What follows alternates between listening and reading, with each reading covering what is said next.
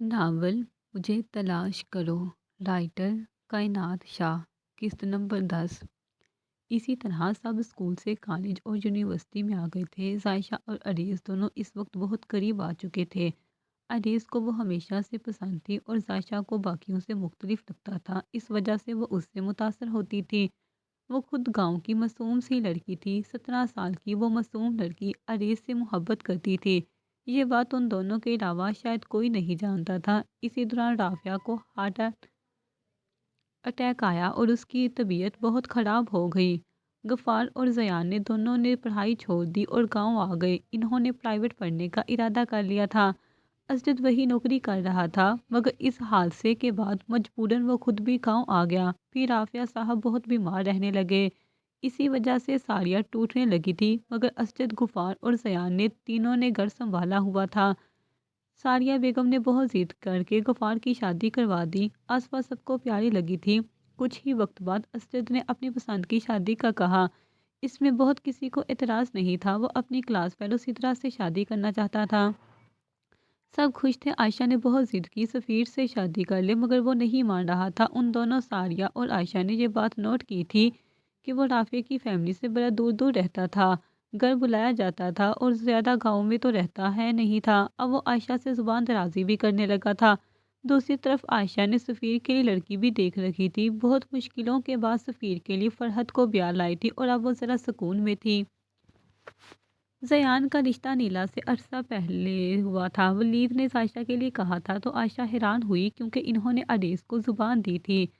सारिया ने थोड़ा वक्त दिया कि तुम फैसला कर लो किससे करनी है। बहुत सोचने के बाद, या यूँ कहें वलीद की जिद करने पर, जायशा का रिश्ता वलीद से हुआ था। अनीस इन दिनों एग्ज़ाम के लिए शहर गया हुआ था। यही वजह थी कि वो इस सब से अनजान था। वलीद का एग्ज़ाम हो चुका था। अनीस एग्ज़ाम के बाद उसी शहर में अपने किसी दोस्त की शादी में शिरकत के लिए रुका था।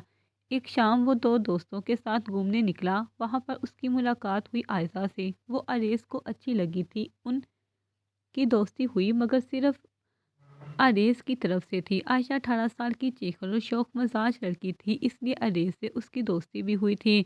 दरअसल अरेस की खाला रबेल की नंद की बेटी थी। आयशा अरेस के आते साथ उसे अपने घर आने की भी दावत। तकरीबन 13 रोज़ बाद गांव वापसी हुई थी। अरेस की इस रोज़ रात के खाने पर जैसे से पता चला वलीद और जायशा के रिश्ते का, वो अपनी माँ पर एक खुफगी निगाह डालते हुए फ़ौरन अपने कमरे में चला गया। सुबह फजर के बाद वो बाहर निकला, फिर अपनी छत पर गया। उसकी उम्मीद के मुताबिक जायशा वहाँ थी। जायशा कैसी हो, वो जल्दी से बोला। जायशा पलटी। पता नहीं, आप कैसे हैं, वो खुद पर जब्त करती बोली। क्या नाराज़ हो, ज़्यादा दिन लग गए ना, अरेस ने माजरत की। आपको कुछ पता है, वो बेचैनी से बोली। बेफिक्र रहो तुम, अरेस ने तसल्ली दी। थोड़ी देर बात करके दोनों नीचे चले गए। नाश्ते के बाद उसे रबेल ज़बरदस्ती कमरे से बाहर ले आई। रबेल 2 रोज़ के लिए अपने ससुराल से आई थी। बच्चों के साथ रहने के लिए वो सब बाहर आया तो देखा वलीद, सफ़ीर और शुमायरा तीनों बैठे थे। थोड़ी देर बातों के बाद, फिर कैसी लगी आयशा, रबेल शरारत से बोली। अच्छी है, मुझे उससे मिलने के बाद पता चला कि वो आपकी ससुराली भी है, वो पास बैठते हुए बोला। हाँ, और सफ़ीर की दोस्त की बहन भी, रबेल ने एक और खबर दी। तौबा, मुझे लगा था मैं उसे इत्फाकन मिला हूँ, पर यहाँ तो सबकी जानने वाली निकल रही हैं। अरे इसके कहने के अंदाजे से वो चारों हंस पड़े। तो बताओ कैसी हैं, रबेल मुस्कुराई। अच्छी हैं, बहुत फ्रेंडली भी हैं। अरेस की नज़रों के सामने उसका हंसता हुआ चेहरा लहराया। तुम्हें पसंद आई? रबेल ने कुछ टटोलना चाहा अरेस की नज़रों में। खाला, आप साफ साफ बात करें ना। वो अब ज़रा उलझा। वो तुमसे शादी करना चाहती हैं, वलीद ने कहा। एक पल को सब खामोश हुए। रबेल ने उसे नज़रों में डांटा तो वलीद कंधे उचका कर रह गया। ये क्या बात हुई भला? भाई, वो नाराज़ हुआ। तुम जवाब दे दो, अब जब बात छेड़ दी है तो। वलीद ने। सफ़ीर भी बोला। इनकार कर दे, वो कहते साथ उठा और बाहर निकल गया। वलीद, ये क्या बदतमीज़ी थी, रबेल उस पर बरस पड़ी। खला, बातें घुमाने से बेहतर था साफ साफ कह दें, वलीद ने गुस्से से कहा। राबेल चुप हो गई। सफ़ीर और वलीद की आंखें सबको खौफजदा रखती थीं। तभी फरहत सबके लिए चाय ले आए। अम्मी, जब मैंने आपसे बात की हुई थी तो फिर वली और जायशा का रिश्ता कैसे होने दिया आपने? अरेस कमरे में आते साथ बोला। ये क्या बदतमीज़ी है, आयशा ने गुस्से से कहा। अरेस का ये अंदाज उसे अच्छा नहीं लगा था। सॉरी, मगर आप मेरी बात का पहले जवाब दें। वो शर्मिंदगी के साथ अपनी बात कायम रख रहा था। ولید ضد کر رہا تھا، دھمکیاں دے رہا تھا مجھے۔ عائشہ ذرا نرم ہوئی۔ آپ نے یہ سوچا ہوگا کہ ولید کی دھمکیوں سے بچنے کے لیے اریس کے وعدے کو بھول جاتی ہوں، کیونکہ اریس تو نہ دھمکی دے گا نہ ہی آپ کے خلاف جائے گا۔ اریس نے غصے میں مگر آہستہ آواز میں کہا، ہاں کیونکہ تم فرما بردار ہو، مت ڈالو ماں کو مشکل میں۔ عائشہ رونے کے قریب تھی۔ امی پلیز، وہ اس کے آنسوؤں کو دیکھ کر تڑپا۔ بیٹا مجھے معاف کر دو، مجبور تھی میں۔ وہ ہاتھ جوڑنے لگی تھی۔ اریس کچھ بولے بغیر باہر نکلا۔ پیچھے ہاتھ جوڑ کر کھڑی عائشہ کو سفیر اور فرحت کی منگنی کی رات یاد آئی، جب سفیر نے عائشہ کے لیے کہا تھا۔ عائشہ دنگ رہ گئی تھی، کیونکہ سفیر بڑا تھا، بہت زیادہ عائشہ سے عمر میں، جیسے تیسے انہوں نے فرحت کے لیے صحیح کو راضی کیا تھا، مگر اس دفعہ یہ مشکل تھا کیونکہ اریس تھا سامنے۔ عائشہ کو ہم کوئی نہ کوئی حل نکال لیں گے۔ اریس دیوار سے ٹیک لگائے اپنی چھت پر تھا۔ میں آپ کے بھائی سے ہرگز شادی نہیں کروں گی۔ دوسری طرف اپنے چھت پر وہ بھی ٹیک لگائے کھڑی تھی۔ دونوں ایک دوسرے کو نہیں دیکھ سکتے تھے، اسی طرح کھڑے تھے۔ بس اللہ سے دعا کرو، اریس نے کہا۔ آپ بھی، عائشہ فوراً بولی۔ ٹھیک 2 دن بعد ولید اور عائشہ کی منگنی ہو گئی تھی۔ اریس کچھ نہیں کر پا رہا تھا، آج سب ساتھ بیٹھے تھے، گاؤں تکیے کے ٹیک لگائے۔ اریس کی طبیعت ٹھیک نہیں ہے تمہاری؟ رابیل نے پیار سے پوچھا۔ جی خالہ، نہیں میں بالکل ٹھیک ہوں، وہ بخلایا۔ پھر کیا سوچا تم نے عائشہ کے بارے میں؟ رابیل اصل بات پر آئی۔ کیا سوچنا ہے؟ اریس نے پوچھا۔ سامنے سے عائشہ، نیلا اور شمائلہ کے ساتھ انہی کی طرف آ رہی تھی۔ وہ اسے ہی دیکھ رہا تھا۔ ولید نے نفرت بھری نظر اریس پر ڈالی۔ شادی کرو گے اس سے؟ رابیل مسکرائی۔ ہاں، اریس کے منہ سے بیک وقت نکلا۔ واقعی؟ رابیل خوش ہوئی۔ وہاں بیٹھے سب مسکرائے۔ عائشہ البتہ حیران ہوئی مگر رہی خاموش، جبکہ اریس نے اب نظر ہٹائی۔ وہ اب قریب آ کر بیٹھ چکی تھی۔ پھر اس کی فیملی کو بلا لیتے ہیں، جہاں ولید کے ساتھ تمہاری بھی شادی طے ہے۔ پھر رابیل نے منصوبہ بنایا۔ ہاں تم جاؤ، کال کرو انہیں، عائشہ کچھ سوچ کر بولی۔ اریس اور عائشہ دونوں حیران ہوئے۔ اریس کا دماغ بالکل معاف ہو چکا تھا۔ وہ سمجھ نہیں پایا تھا کہ یہ کیا کیا ہے اس نے، مگر اس وقت تک بہت دیر ہو چکی تھی۔ امی بات سنیں، عائشہ آواز دیتے آ رہی تھی۔ ہاں بولو، ساریہ سمیت سب اس کی طرف متوجہ ہوئے۔ میں نازنین کی طرف جا رہی ہوں اور اسی کی طرف رہوں گی، عائشہ فوراً بولی۔ کیوں؟ اور اتنی صبح؟ خیریت تو ہے نا؟ ساریہ بولی۔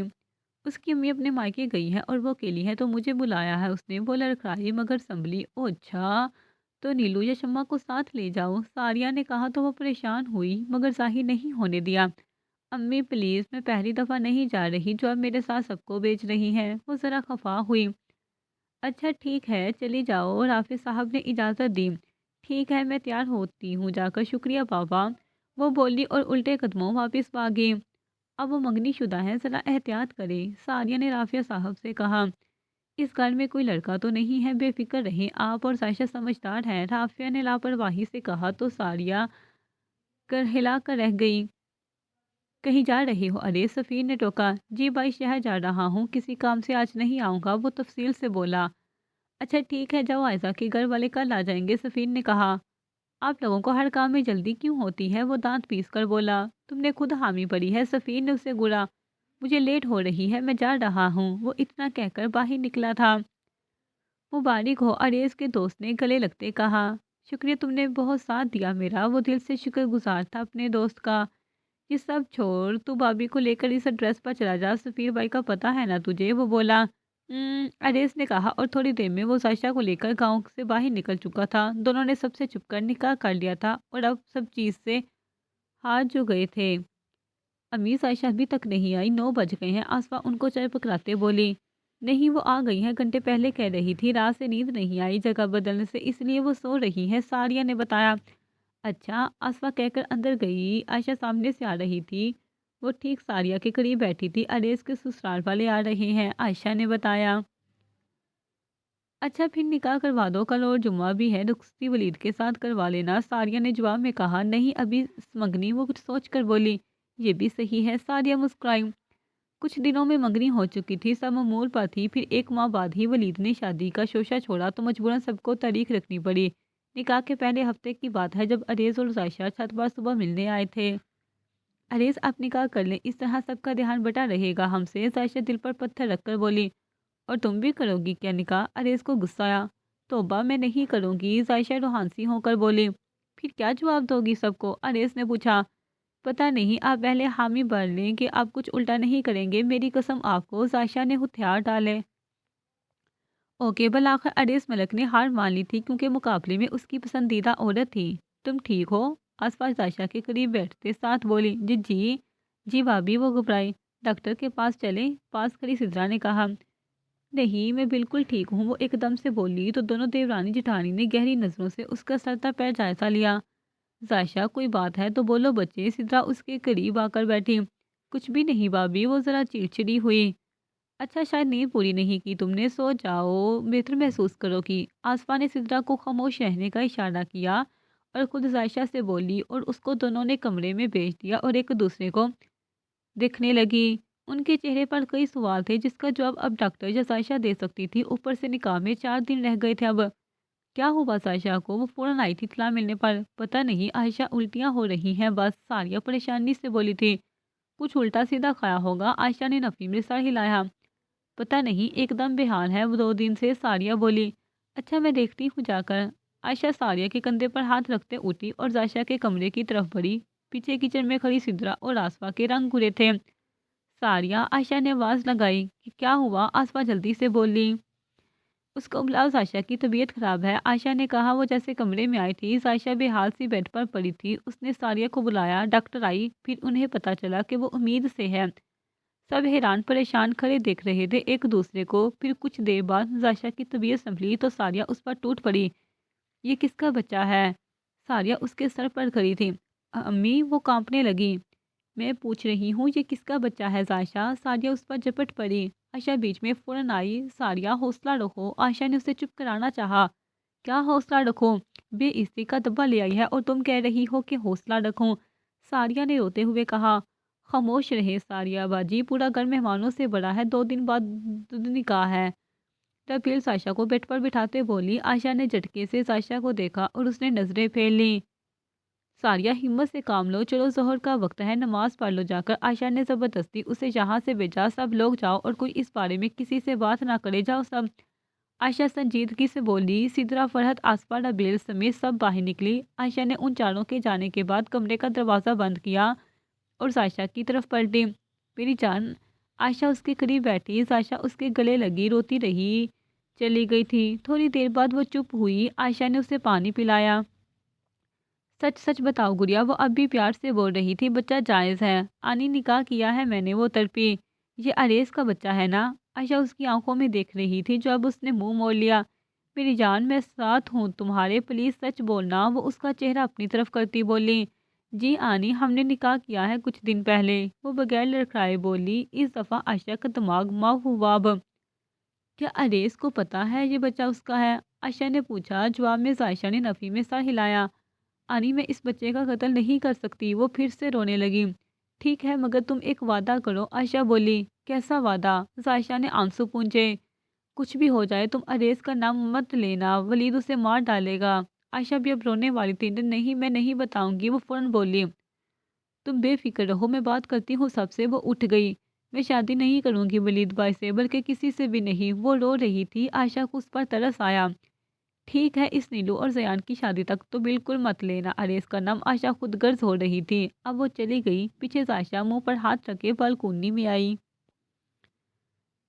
ساریہ، نماز پڑھ لے تو کہنا کہ میری طرف آ جائے، عائشہ کچن کے دروازے پر کھڑی ہو کر سدرا اور آسفا سے بولی۔ جی آنی، آسفا نے جواب دیا۔ عائشہ چلی گئی۔ بھابھی، کیا عائشہ نے کچھ بتایا ہے ان کو؟ سدرا کا اشارہ عائشہ کی طرف تھا۔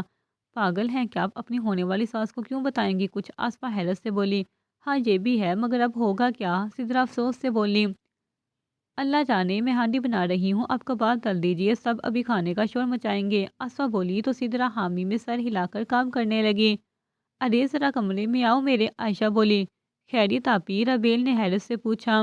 ہاں، مجھے بات کرنی ہے ذرا، عائشہ نے کہا تو اریز ان کے پیچھے چل پڑا۔ جی امی بولیں، وہ بیڈ پر بیٹھا۔ تم خوش ہو شادی سے؟ انہوں نے اس کے چہرے کے تاثرات بھی ساتھ میں دیکھنے چاہے۔ جی امی، اریز نے کہا۔ تم عائشہ کو بھول گئے کیا؟ عائشہ کی نظریں ابھی بھی اریز کے چہرے پر ہی تھی۔ کیا اب کروا دیں گی اس سے میری شادی؟ اریز نے الٹا سوال انہی سے کیا۔ نہیں، وہ تمہارے بھائی کی منگیتر ہے، عائشہ بولی۔ ہاں تو کیوں پوچھ رہی ہیں؟ وہ خود کو کچھ کہنے سے روک چکا تھا شاید۔ پھر ٹھیک ہے، شادی کے بعد تم شہر چلے جانا، عائشہ نے حکم کے انداز میں کہا۔ کیوں؟ اریز کو کچھ عجیب لگ رہا تھا اب۔ اچھا اب جاؤ، تم ساریہ آ رہی ہے، دروازے سے دیکھتی عائشہ بولی تھی۔ جی، وہ کہہ کر اٹھا اور باہر نکل گیا۔ کوئی بات بتائی تمہیں عائشہ نے؟ وہ بیٹھتے ساتھ بولی تو عائشہ نے لب کانٹے۔ اپنی نہیں، مجھے بھی کچھ نہیں بتایا۔ عائشہ صاف جھوٹ بول رہی تھی۔ پھر کیا ہوگا اس بچے کا؟ ساریہ بے چین ہوئی۔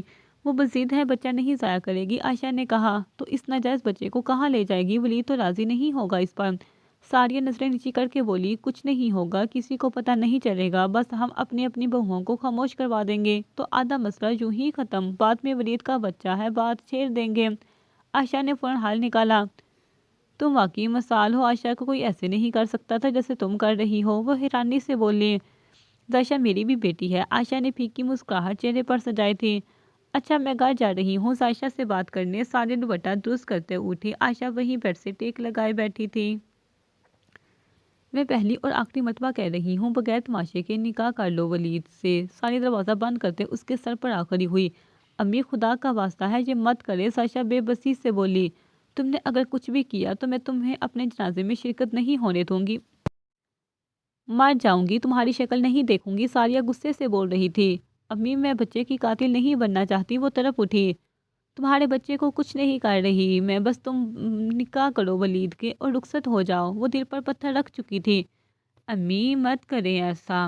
عائشہ اس کے سامنے آ کھڑی ہوئی۔ کوئی پسند تھا تو بتا دیا ہوتا، منہ نہ کالا کروایا ہوتا۔ ساری نفرت سے کہتی باہر نکلی۔ تھوڑی دیر میں آصفہ اور سدرا اندر آئی۔ عائشہ خود کو سنبھالو اور باہر نکلو، اس طرح لوگوں کو شک ہوگا تم پر، آصفہ اس سے بولی۔ طبیعت کیسی ہے اب؟ سدرا نے اسے نہ بولتے دیکھ کر سوال بدلا۔ ٹھیک ہوں، وہ دو ٹوک بولی۔ الٹیاں بند ہو گئی ہیں کیا؟ آصفہ نے بھی پوچھا۔ پہلے سے کم ہے، اس کا انداز عجیب تھا۔ اچھا چلو باہر چلتے ہیں، سدرا اٹھی۔ میرا دل نہیں چاہ رہا، اس نے رخ بدلا۔ اچھا کھانا تو کھا لو، لے آؤں، آصفہ پیار سے بولی۔ نند کبھی دونوں نے اسے سمجھا ہی نہیں تھا۔ اس 1.5-2 سال میں ان دونوں کو عائشہ بہت عزیز ہو چکی تھی، بالکل بہنوں کی طرح تھی دونوں کے لیے وہ۔ اریز بہت پریشان تھا، اس کا رابطہ نہیں ہو پا رہا تھا۔ عائشہ سے وہ کئی بار چھت پر چکر لگا چکا تھا، پھر اس نے بہت سوچ سمجھ کر ایک چھوٹا سا فون لیا اور انیلا کے ہاتھوں عائشہ کو بھجوانا چاہا، مگر وہ ڈر بھی بہت رہا تھا۔ اس نے عائشہ کی دوست نازی سے رابطہ کیا اور اس سے پیغام بھیجا کہ چھت پر یا کہیں ملے۔ عائشہ نے انکار کر دیا۔ اریز کو اب کچھ گڑبڑ لگی۔ اس نے سب سے بات کرنے کا سوچ لیا تھا، آج نکاح تھا، اس کئی دفعہ بات کرنے کی کوشش کی مگر سب بہت مصروف تھے۔ بالآخر 1000 کوششوں کے بعد وہ کچھ بھی نہیں کر سکا۔ اتنے دنوں بعد اسے وہ نظر آئی بھی تو دلہن بنی اریز اور عائزہ کا نکاح ہو چکا تھا۔ ولید نے کہا پہلے ان کا نکاح ہوگا۔ اریز نے کوئی بحث نہیں کی۔ تھوڑی دیر میں عائشہ دلہن بنی سر سنور کر چلتی آ رہی تھی۔ اریز کا دل ڈوبا، اس کا دل چاہا سب کچھ تباہ کر دے، اس بات سے انجان کہ کچھ برباد ہو چکا ہے۔ وہ جیسے جیسے قریب آ رہی تھی ویسے ویسے اریز کا دل ڈوبا جا رہا تھا، مگر یہ کیا، وہ اسٹیج کے قریب آ کر بے ہوش ہو گئی۔ گھر کی خواتین کا رنگ اٹھ چکا تھا۔ ولید نے ڈاکٹر کو بلانے کے لیے کہا۔ نہیں، بس ذرا طبیعت خراب ہوئی، ڈاکٹر کو مت بلاؤ بیٹا۔ ساریہ فوراً بولی، یہ کیا بات ہوئی، جاؤ تم بلاؤ ولید انہیں۔ رافعہ نے کہا تو ولید ڈاکٹر کو کال کرنے لگا۔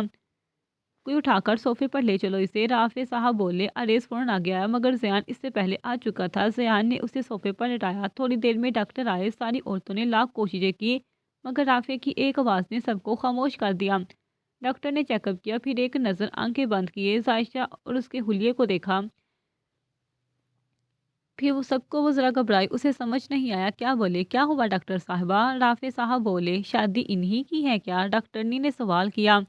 جی کیا ہوا؟ اس دفعہ بھی رافع صاحب ہی بولے۔ سارے مہمان باہر تھے، وہ لوگ عائشہ کو لے کر اندر آ گئے تھے، تقریباً آدھے سے زیادہ گھر والے کھڑے تھے۔ پھر یہ کیسے ممکن ہے، وہ پریگننٹ ہے؟ ڈاکٹر کے بولتے ہی سب کو حیرت ہوئی۔ اب کیا کہہ رہی ہے؟ غفار نے غصے سے کہا۔ میں سچ کہہ رہی ہوں، ڈاکٹر گھبرائی۔ ٹھیک ہے آپ جائیں، رافع صاحب نے انہیں جانے کے لیے کہا۔ وہ ایک نظر سب کو دیکھ کر باہر نکلی۔ ہوش میں آ جائیں تو بتانا مجھے۔ رافع صاحب آنکھیں بند کر کے گہری سانس لیے بولے۔ اور مہمان؟ ساریہ نے ہمت کر کے بولا تھا۔ انیلا اور زیان کا نکاح کر دیتے ہیں، رافع نے کہا۔ وہ 16 سال کی ہیں بس، سفیر نے کہا۔ تو کیا ولید کر رہا ہے اس سے شادی؟ رافع کی بجائے زیان بولا۔ ہرگز نہیں، سفیر دھاڑا۔ آواز نیچی رکھ کر بات کرو سفیر، رافع تحمل سے بولے۔ شرم کرے، خود کی نظریں جھکائیں۔ سفیر نے رہی سہی بھی عزت ختم کی۔ سفیر ہوش میں رہو، بابا سے اس طرح بات نہیں کر سکتے تم، غفار کی اب بس ہوئی تھی۔ امی چلے، ہمیں نہیں کرنی کسی سے شادی ادھر۔ سفیر اپنی ماں کے پاس پہنچا۔ سفیر بیٹے بیٹھ کر بات کرتے ہیں، عائشہ شرمندگی سے بولی۔ اسے سفیر کی بدتمیزی نے شرمندہ کیا تھا۔ سب چلے گئے تھے، عریض نے سب سے پہلے نکلا تھا، پھر یہ دن یوں ہی بنتے چلے گئے۔ انیلا اور زیان کی منگنی ہو گئی تھی۔ عائشہ کی ضد پر سفیر اور ولید عائشہ کو ان سے رشتہ کرنے پر مجبور کر رہے تھے۔ عائشہ اس گھر میں تو تھی مگر ایک کونے میں، اس سے کوئی بات نہیں کرتا تھا، کھانا بھی اسے ایک کونے میں دے دیا جاتا۔ عائشہ کچھ دنوں کے لیے عریض کے ساتھ گاؤں آئی تھی اور اس دوران دونوں گھروں میں کافی فاصلے آ چکے تھے۔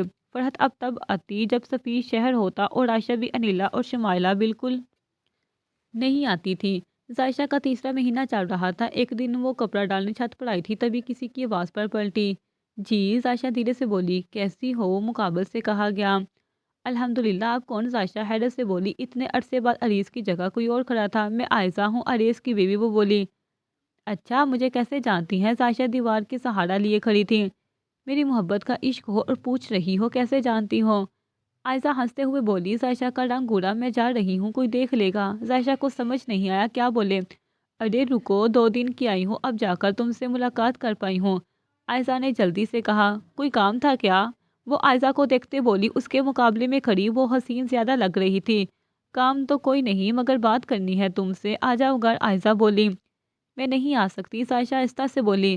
اچھا 1 منٹ یہیں رہنا، جانا مت پلیز، عائشہ نے کہا اور واپس پلٹ گئی۔ تھوڑی دیر میں ہامتی کامتی وہ آئی، شاید وہ کچھ لینے گئی تھی۔ ایک شاپر اس کی طرف بڑھایا، وہ نہ سمجھی سے دیکھ رہی تھی۔ یہ ہم تمہارے لیے لائے ہیں، آدھی چیزیں میں نے اور آدھی ہمارے شوہر نے پسند کی ہیں۔ عائشہ کی آنکھوں میں شرارت تھی۔ میں نہیں لے سکتی، یہ سب پوچھیں گے مجھ سے، کیا کہوں گی پھر میں؟ وہ جلدی سے بولی، اسے ڈر تھا کوئی آ نہ جائے۔ اچھا فی الحال یہ لو، عائشہ اپنے ہاتھ میں لیا موبائل اسے دے رہی تھی۔ مجھے اس کی ضرورت نہیں ہے، عائشہ جلدی سے بولی، وہ گھبرا رہی تھی۔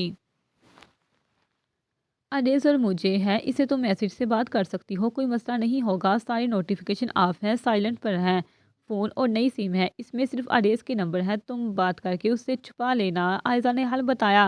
عریض کو کیا بات کرنی ہے؟ وہ گھبرائی۔ اس بچے کی ماں ہو تم اس لیے، عائشہ بولی۔ انہیں کس نے بتایا؟ عائشہ نے پوچھا۔ اس دن ڈاکٹر نے بتایا تھا، شادی والے دن تو عریض کو پتا چلا، انہوں نے مجھے سب پہلے دن بتا دیا تھا، میں کچھ دن خفا رہی، پھر مجھے سمجھ آیا، بیچ میں تو میں آئی تھی اور اسی دن سے مجھے تم سے بھی محبت ہے۔ عائشہ کی آواز میں خلوص تھا۔ میں چلتی ہوں اب۔ وہ فون دوپٹے کے اندر چھپا کر بالٹی اٹھائی نیچے آ گئی، دیوار کے ساتھ ٹیک لگائے عائشہ مسکرائی تھی۔ میں آپ کی محبت آپ تک لا کر رہوں گی، عائشہ آنکھوں میں نمی لیے خود سے بولی۔ عریض گھر پر نہیں تھا، وہ بہت خوش تھی اسے یہ خوشخبری دینے کے لیے۔ حال یہ سب تمہیں کیسے پتا چلا؟ رمن ادیبہ کے چپ ہونے کے بعد بولی۔ تمہیں یاد ہے میں نے کہا تھا کہ یہ میرا چوتھا خاندان ہے؟ ادیبہ مسکرائی۔ ہاں لیکن کیسے؟ رمل کو یاد آیا۔ میرا پہلا خاندان میرے امی ابو، دوسرا خاندان میری پھپھو اور تیسرا خاندان تم اور حنیفہ اور چوتھا یہ ایڈی گینگ، ادیبہ مسکراتی ہوئی بولی۔ ہم ان سے پہلے ہیں نا؟ رمل نے پوچھا۔ ہاں کیونکہ پہلے تم لوگ ملی ہو مجھے، ادیبہ اس کی طرف دیکھتے ہوئے بول رہی تھی۔ ہنی کو یہ سب پتا ہے کیا؟ رمل نے تکیے سے ٹیک لگایا تو وہ دونوں رمل کے کمرے میں تھی۔ ڈائری پڑھ چکی ہوگی تو جان جائے گی، ادیبہ گہری سانس لیے بولی تھی۔ اچھا میں کچھ کھانے کو لاتی ہوں۔ رمل اٹھی، پیچھے ادیبہ موبائل میں کسی کو میسج کرنے لگی۔ وہ ڈائری پڑھتے پڑھتے سو گئی تھی، اس قدر خاموشی تھی کہ صرف پورے کمرے میں صرف ڈائری کا صفحہ آواز کر رہا تھا۔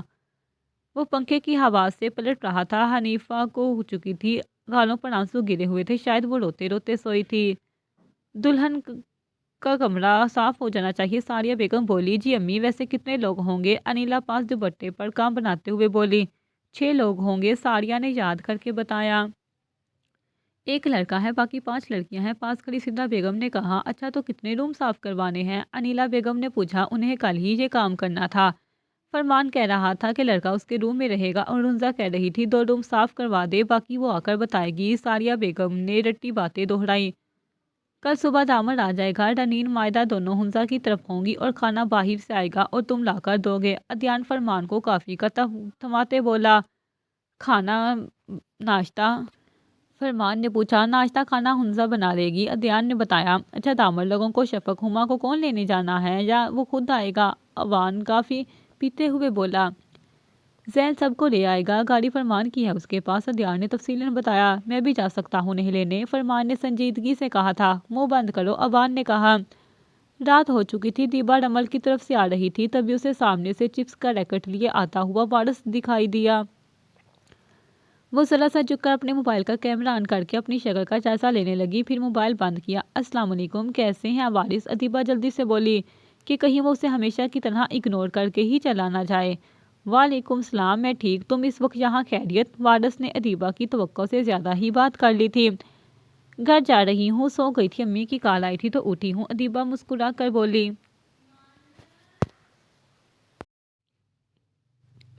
اس وقت اکیلے جاؤ گی؟ 10 بج رہے ہیں۔ وارث آئیبرو چکائے اس کی طرف دیکھ رہا تھا۔ جی آپ چھوڑ دیں، ادیبہ آنکھیں نیچے کر کے بولی۔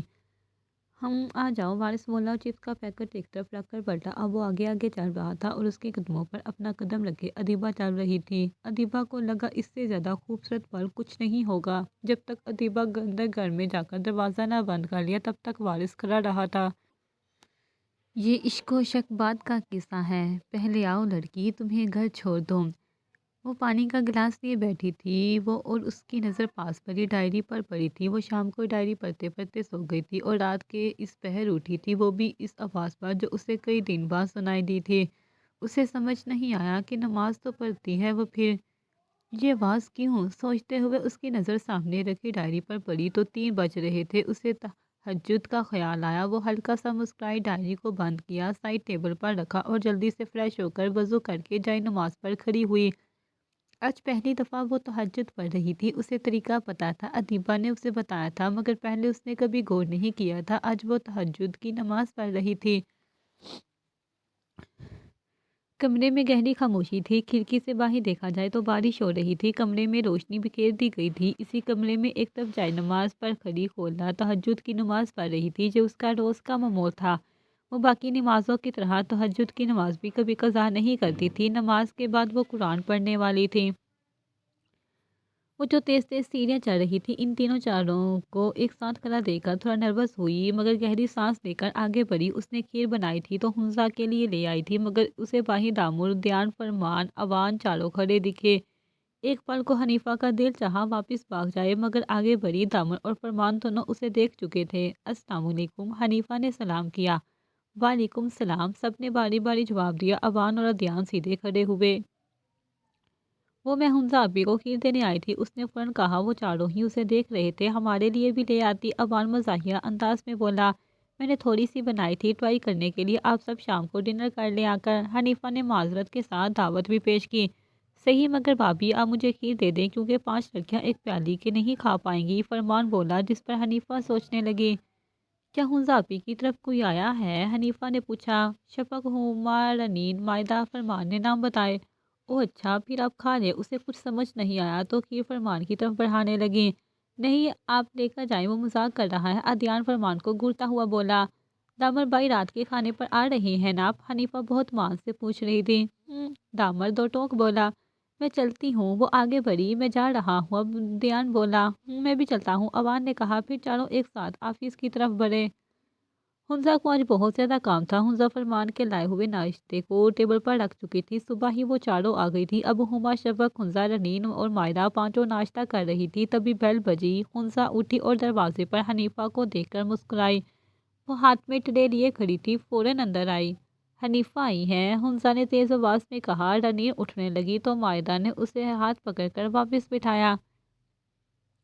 السلام علیکم، کیسی ہیں آپ سب؟ حنیفہ بولی تو چاروں نے جواب دیا۔ حنیفہ کو دیکھ کر شفق، ہما حیران ہوئی، جبکہ حنیفہ رنین، مائدہ کو دیکھ کر ہوئی تھی۔ تھوڑی دیر میں وہ سب سے دوستی کر چکی تھی۔ ہما سب سے بہت اتفاق سے مل رہی تھی، مگر شفق خاموش تھی۔ اسی طرح رنین ہنسی مذاق کر رہی تھی تو مائدہ توڑ کر باتیں کر رہی تھی۔ ناشتے کے بعد وہ سب حنزہ کے ساتھ لسٹ بنانے لگی۔ تھوڑی دیر میں اوان کے ساتھ ان سے شاپنگ پر جانا تھا۔ حنیفہ نے انکار کیا کیونکہ اس کی شاپنگ آدھی سے زیادہ ہو چکی تھی۔ عثمان اپنے دوستوں کے ساتھ مال آیا تھا، اسے کچھ چیزیں خریدنی تھی، وہ شاپنگ کر چکا تھا۔ اب وہ بوریت سے ادھر ادھر گھوم رہا تھا۔ سامنے اسے بایا پہنے 5 لڑکیاں کھڑی دکھیں، جس میں سے ایک اسے لگاتار دیکھے جا رہی تھی۔ وہ اگنور کر کے آگے بڑھا، مگر اس کی نظریں اب بھی اسی پر تھیں۔ کتنی بے شرم ہے وہ، خیر اس کی بھی کیا غلطی، اچھی چیزوں پر سب کی ہی نظر ہوتی ہے۔ اف، ہینڈسم ہونا بھی گناہ ہے۔ وہ خود سے باتیں کرتا زبردستی چیزوں کو اٹھا اٹھا کر رکھ رہا تھا۔ हुमा की नज़रें अचानक सामने गई तो च्युइंगम जमाते हुए उसे लड़का दिखा और फिर ना चाहते हुए भी हुमा की नज़रें उसी पर जम सी गई थीं। शफक ने उसे 2-3 दफ़ा चीज़ें देखने का कहा मगर वो अरशान को ही देखे जा रही थी। उसे लगा शायद उस लड़की को अपनी मतलब की चीज़ नहीं मिल रही। वो मुसलसल उसे ताड़ रही थी जिससे शायद वो अनजान था, ऐसा हुमा को लगा था। ज़ोहरा बेगम सबको नाश्ता करवा के खुद अपने कमरे में दरवाज़ा बंद किए बैठी थी। उनकी तबीयत खराब थी। कुछ दिन पहले उन्हें डॉक्टर ने बताया कि उन्हें ब्लड कैंसर है, वो भी लास्ट स्टेज। ज़ोहरा और वलीद के अलावा ये बात कोई नहीं जानता था। ज़ोहरा ने फरहत को भी नहीं बताया था क्योंकि घर में पैसों की बहुत तंगी थी। उसमें इलाज के लिए वलीद ने कहा कि चुपचाप उसे कोने में पड़ी रहो, इतना पैसा नहीं है, अब जब होगा तो करवा दिया जाएगा। खून की उल्टियाँ हो चुकी थी। थोड़ी देर पहले ज़ोहरा को रह रहकर नाज और बुरहान का ख्याल आ रहा था। अब वो खुदा से दुआ के अलावा कुछ नहीं कर सकती थी। बिल आखिर शाम के 5 बजे तक हुंजा ने सबकी शॉपिंग मुकम्मल करवा दी थी। अब सब हनीफा की तरफ बैठी उसको अपनी अपनी चीज़ें दिखा रही थी। हनीफा आपी, अब लेकर आए अपनी चीज़ें। रनीन ने हनीफा को पुकारा। हाँ ज़रूर ले आती हूँ। हनीफा कमरे में गई और वापसी पर उसके हाथ कई शापर थे। क्या मतलब, तुमने पैकिंग नहीं की क्या अभी? हंसा उससे शापर लेते हुए पूछने लगी। नहीं अदीबा, और अमर आएंगी तब करूँगी। हनीफा चीज़ें निकालते हुए बोली। सब बहुत दिल से उसकी चीज़ें देख रही थी। वाओ आपी, बहुत प्यारी चीज़ें हैं माशाल्लाह। माहिदा ने दिल से तारीफ की। हुंजा आपी ने दिलाया है सब। वो हुंजा की तरफ देखते हुए बोल रही थी। अरे आपी, इस पर ना मैचिंग चूड़ी है और ना ही सैंडल। हुमा ने एक लहंगा उठाते हुए कहा। ओह हम भूल गए। हुंजा अफसोस से बोली। कोई नहीं, मैं एडजस्ट कर लूँगी। हनीफा मुस्कुराई। ऐसे कैसे, मेरी शादी है, एडजस्ट नहीं करना है किसी चीज़ में। तुम जाओ लेकर आओ। हुंजा आंखें निकाले बोली तो सब मुस्कुराई। मैं किसके साथ जाऊंगी? हनीफा ने परेशानी बताई। मैं तो थकी हूँ, ध्यान से कहती हूँ। वो फ्री होगा इस वक्त। हुंजा फ़ोन निकालने बोली। अरे मैं दीबा या नंबर से कहती हूँ, वो ले आएंगी। हनीफा ने रोकना चाहा। चुप रहो, जाकर ले आओ। हनीजा ने उसे डांटा तो वो खामोश हुई। अब वो कॉल करने लगी। वलीद, क्या कुछ पता चला कशान लोगों के बारे में? सफ़ीर सिगरेट फूंकते वलीद से बोला। नहीं भाई, वो सब नज़र ही नहीं आ रहे कुछ दिन से। वलीद साफ़ से झूठ बोल रहा था। उसने जानबूझकर पता नहीं किया था क्योंकि उसे लग रहा था कि कशान को पता चला तो पहला नंबर उसका ही आएगा मरने के लिए। वो भी खामोश रहने का इरादा कर चुका था। पता करवाओ, सफ़ीर ने हुक्म दिया। जी भाई साहब, वलीद फर्मा बरदारी से बोला। अम्मी एक बात कहूँ? खोला बेगम फरहत से बोली। बोलो, वो कबाब बनाते बोली थी। मुझे नहीं लगता मेरा इद्दत में रहना सही है। इद्दत तो तब होती ना जब रुखसी के बाद तलाक होती। खोला डरते डरते बोली थी। इस जैसी लड़कियों को इस तरह की बातें जेब नहीं देती थी। पता नहीं बेटा, मैं किसी से पूछूंगी। मुझे भी ज़रा शुबा है इस बात पर। फरहत बेगम के हाथ रुके थे। बहुत शुक्रिया अम्मी। खोला की आंखें नम हुई। ओ भाई किधर? फरमान अद्यान को उठता देख कर बोला। तुझे कोई काम है क्या? अद्यान अपने पैरों में जूता डालता बोल रहा था। हाँ कपड़े प्रेस कर मेरे, कल मैंने किए थे। फरमान सोफे पर सीधा होते हुए बोला। नूरे को मार्केट जाना है, आके बताता हूँ। अद्यान बालों में हाथ फेरने लगा। और कौन कौन जाएगा साथ आप लोगों के? फरमान के दिमाग में शफक से मिलने का ख्याल आया। कोई नहीं, बस मैं और मेरी बीवी। अद्यान ने जैसे फरमान को जताया। ओके ज़रा हुलिया दुरुस्त कर ले हीरो। फरमान उससे सरता पैर देखते हुए बोला। मैं फजूल काम नहीं करता। अद्यान मोबाइल उठाने लगा। मत कर, मैं तो सोच रहा था ज़रा भाभी इम्प्रेस होंगी ज़रा। फरमान की नखियों से उसे देख रहा था। रहने दो। अद्यान ऊपर दिल से बोला था। उसे लग रहा था फरमान उसे एक दफ़ा और कहेगा। ओके, मगर फरमान उसकी सोच के बरक्स बोला। अद्यान को बस अब बाहर जाना था। वो 2 कदम बढ़ा और फिर वापस फरमान के सामने आ खड़ा हुआ। उसे यूँ खड़ा देखकर फरमान ने आईब्रो झुकाई जैसे कुछ पूछ रहा हो। क्या हुआ? क्या वाकई सही नहीं लग रहा मैं? अद्यान ने दांतों तले जुबान दबाई। हाँ हाँ, मजाक कर रहा था। सही भी लग रहे हो और हैंडसम भी। बस ये जरा आसीने वापिस से फोल्ड कर ले। फरमान हंसते हुए बोला। मगरिब के बाद का मंजर था। ये अरशान अपनी किसी नई गर्लफ्रेंड के साथ डेट पर आया था। शायद इसी लिए ज़रा देर हुई थी कि सामने उसे हनीफा दिखी। उसके साथ कोई नहीं था। वो बस सबको देख रही थी। तभी उसकी नज़र खुद को देखे अरशान पर पड़ी। वो ज़रा हैरान हुई मगर फिर रुख बदले खड़ी हो गई। अरशान जल्दी से उठा और तेज़ कदमों से उसके करीब आया। हनीफा बात सुनो। अरशान ने हनीफा को पुकारा। बोले। वो खुद पर जब्त किए रुकी रही। कैसी हो अरशान? अब खुद भी रुका। अल्हम्दुलिल्लाह, यही पूछने के लिए रोका था। हनीफा की आवाज़ में बहुत कुछ था। अब बैठकर बात करें। अरशान ने बात संभालनी चाहिए थी। उसे अपनी गर्लफ्रेंड का भी होश नहीं था। शुक्रिया, मगर मेरे शोहर आ रही है। हनीफा सामने देखते मुस्कुराई। ओ मुबारक हो। अरशान मुस्कुराया फिर पलटा। सामने ही अद्यान खड़ा था। السلام علیکم۔ ادیان نے ہاتھ آگے کیا۔ وعلیکم السلام۔ ارشاد نے ہاتھ تھاما۔ کیسے ہیں آپ؟ ادیان بولا رہا تھا اور حنیفہ حیران تھی۔ میں ٹھیک ہوں، اور آپ؟ ارشاد خود بھی حیران تھی۔ بالکل ٹھیک، آپ ہمیں جوائن کر سکتے ہیں ادھر۔ ادیان نے اسے دعوت دی۔ حنیفہ اور ارشاد دونوں حیران تھے۔ ادیان ارشاد کو کیسے جانتا ہے؟ نہیں نہیں، میں اپنی دوست کے ساتھ آیا ہوں، آپ لوگ انجوائے کریں، اللہ حافظ، خیال رکھیں۔ ارشاد حنیفہ کو دیکھتا آگے بڑھا۔ آ جائیں، بیٹھے۔ حنیفہ جو ارشاد کو جاتا دیکھ رہی تھی، ادیان کی آواز پر چونک کر اس کی طرف دیکھا جہاں وہ کرسی کھینچ کر کھڑا تھا۔ حنیفہ خاموشی سے بیٹھی، پھر ادیان بیٹھا۔ دونوں نے کافی پی، شاپنگ ہو گئی تھی۔ رمل ادیبہ نے پیکنگ کر لی تھی گاؤں جانے کے لیے۔ دونوں کو اجازت حنزہ کے بات کرنے کے بعد ملی تھی، اور پھر افنان نے خود آ کر سب کو بتا دیا تھا کہ رمل اس کی اجازت لے چکی ہیں، تو اسے کوئی نہیں روک سکتا۔ ادیبہ کی امی رمل کے ساتھ اسے جانے دے رہی تھی۔ دونوں اب صبح ہی حنیفہ کی طرف جانے والی تھی۔ دونوں کے ذہن میں بہت کچھ چل رہا تھا۔ جب تک حنیفہ اور ادیان آئے تھے تب تک سب لڑکیوں نے مل کر کھانا بنا لیا تھا۔ اب ٹھیک 9 بجے سبھی ٹیبل پر جمع تھے اور بغیر بولے کھانا کھا رہے تھے۔ کل شام تک سب آ جائیں گے، اور پرسوں حنزہ کو مائیوں بیٹھانا ہے کہ اچھی سی دعوت ہونی چاہیے بچوں کے لیے۔ ساریہ بیگم کے کھانے کے بعد سب کو ہدایت دے رہی تھی کل کے لیے۔ جی بی بی، آصفہ مسکراتے ہوئے بولی، اور 2 دن تک جس کا جو کام ہے ہو جانا چاہیے، پھر بار بار بازاروں کے چکر نہ لگے۔ غفار نے سب کو وارن کیا، تیاریاں تو شادی تک رہیں گی۔ ساریہ بیگم ہنسی۔ جی امی، لیکن زیادہ بازار کے چکر سے اب سب گریز کریں تو بہتر ہے، زیان نے سمجھایا۔ ہاں ہاں، کوشش کریں گے، انیلا بیگم نے کہا۔ اب سب باقی باتیں کرتے ہوئے چائے پی رہے تھے۔ انیلا، آصفہ، سدرا اور ریحا تینوں حنزہ کے کپڑوں کی پیکنگ کرنے بیٹھ گئی تھیں۔ میں بہت گھبرا رہی ہوں، حنیفہ بولی۔ اور لڑکی، کچھ نہیں ہوگا، تمہاری دوستیں بھی تو پہلی دفعہ جا رہی ہیں۔ حنزہ مسکرائی۔ شاید میں بہت خوش ہوں، وہ بولی، کیونکہ تم ننیال جا رہی ہو اپنے۔ حنزہ اسے پیار سے دیکھتے ہوئے بول رہی تھی۔ اچھا، آئیں باہر چلیں، وہ کھیر کا پیالہ اٹھاتے ہوئے بولی، تو حنزہ بھی سر ہلا کر اس کے ساتھ باہر نکلی۔ وہ دونوں آ کر سب کو کھیر سرو کرنے لگی۔ ایس پی صاحب، فرمان کی آنکھوں میں شرارت تھی۔ کیا ہے؟ اوان آنکھیں سکوڑے مشکوک انداز میں بولا۔ وہ جی میں کہہ رہا تھا کہ ٹھیک 1 دن بعد حنزہ بھابی نے مائیوں بیٹھ جانا ہے، فرمان نے حنزہ کی طرف شرارت سے دیکھتے ہوئے کہا۔ میرے منہ نہ لگنا مان کے بچے، حنزہ فرمان کے کان مروڑتے ہوئے بولی۔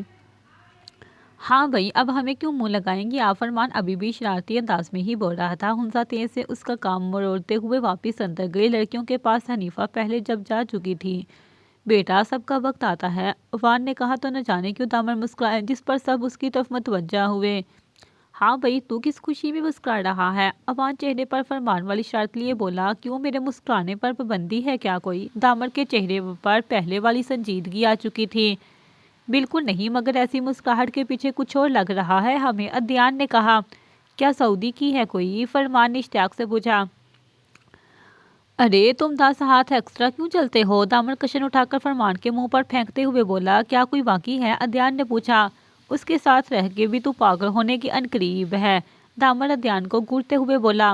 اگر کوئی ہے تو بتا دے، اوان نے سنجیدگی سے کہا۔ ارے نہیں یار، میں کیا لڑکیاں تاتا رہتا ہوں، دامن بے بسی سے بولا۔ تو فرمان اور ادیان مسکرائے۔ اچھا چل جلدی، کوئی ملے گا، ادیان نے بات ختم کی۔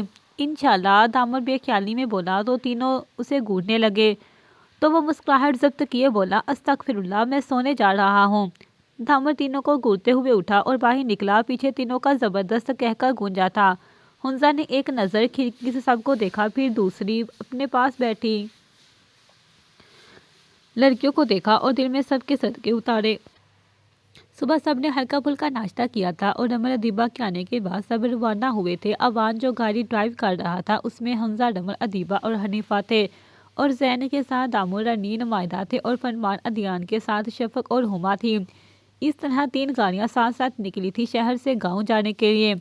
آدھے سے زیادہ راستے تو ساری لڑکیاں سونے ہی والی تھی، گاڑیاں بالکل ساتھ ساتھ تھی، سفر بہت لمبا تھا۔ جاری ہے۔